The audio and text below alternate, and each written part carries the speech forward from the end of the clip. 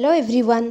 आज वार पोएट्री कौन डिस्कस करी। वार पोएट्री डिस्कस करने पूर्व ये क्लिप्स गुड़ा को देखी एगुड़िक हूँ फर्स्ट वर्ल्ड वार क्लिप्स अर्थात सोल्जर मानकर real condition. British Irish soldiers माने जो माने डायरेक्टली इन्वॉल्व थे फर्स्ट वर्ल्ड वार रे से माने तांकर एक्सपीरियंस को डॉक्यूमेंट करुले बा शेयर करुले थ्रू पोएट्री। तो ताको कहा जाए वार poetry. Depicted the devastating and dangerous effect of war.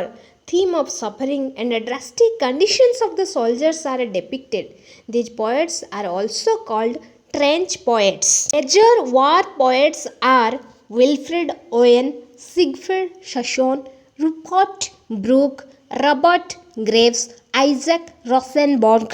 Physical and the mental suffering they have gone through during First World War they have written in these poems. आर poetry गोटे major area एथिरे exam मानकरे question आसे हमर जोडा म objective type of question आसे मानकर लिटरेरी वर्क्स आसी जाए बेले बेले लाइन गुडी क तंक पोएम रो लाइन गुडी क मैच करबा पई जे को यार पोएट के एमिति क्वेश्चन आसी जाए किंबा एमानक भितरु को किए वार पोएट नथिला ऑड वन आउट बुझिबा पई डिफिकल्ट नुह इजी अच्छी मन रखिबो एग्जाम पई।